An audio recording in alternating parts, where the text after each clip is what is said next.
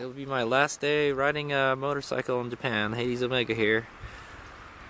This is my hotel, the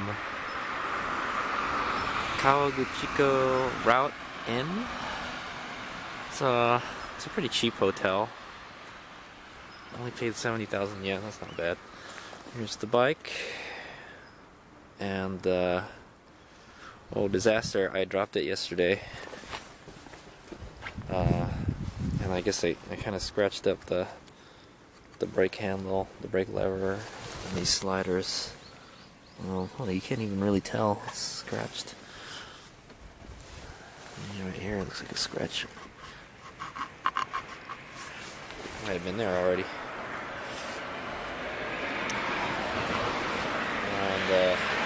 And the muffler got scratched. I don't know what they're gonna say about that, but we'll see.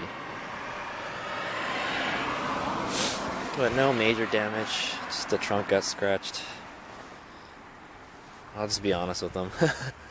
Yeah, nothing got broken, but I scratched it up. But anyway, so this is Lake Kawaguchiko. Oh hey, look, it's a Integra Type R. Or a Honda Type R, yep. That's cool.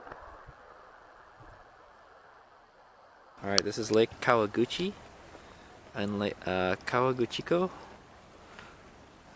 And yeah, somewhere out there is Mount Fuji, but there's a lot of fog right now. So if I even want to see Mount Fuji, I'm gonna have to wait for the fog to burn off.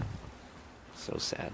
I mean, I took lots of pictures of Mount Fuji, but not like right next to it, you know. And we're pretty much right next to it. It should be out there somewhere. I kind of saw its outline last night.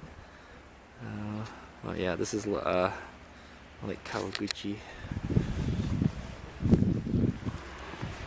Some ducks over there.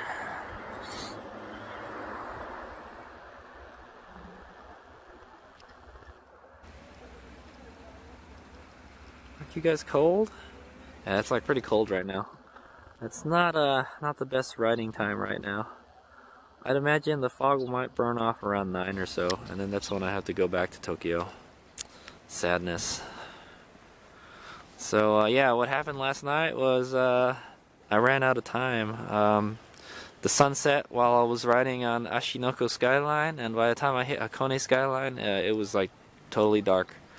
And Hakone Skyline Road is very twisty.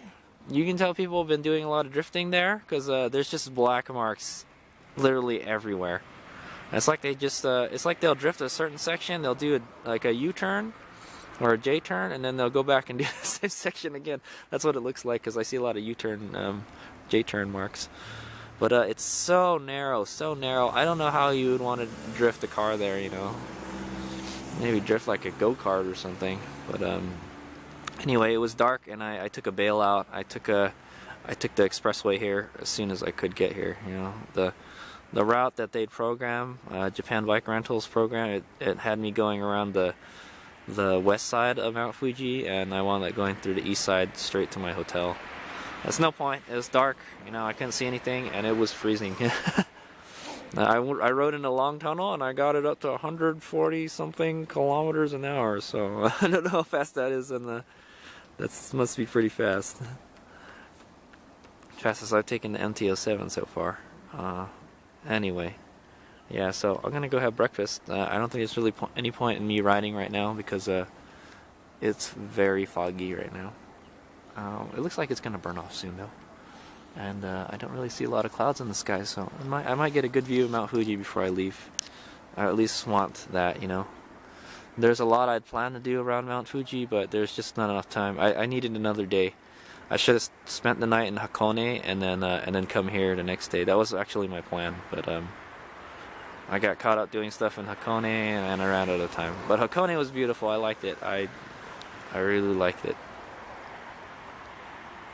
So maybe some other time. HadesOmega out. Alright, so it's about 7:42 and the fog has just about lifted. As you can see, I thought that was Mount Fuji, but it's actually right here. And I got some beautiful pictures. Look at that. Amazing.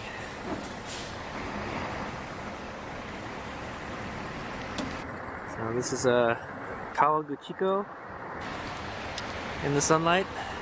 Very nice. I didn't even know there's a bridge over there. Oh, and now Mount Fuji is, now the fog is moving towards Mount Fuji, but I got a couple pictures, so pretty cool. Alright, we're going to Mount Fuji now. HadesOmega out.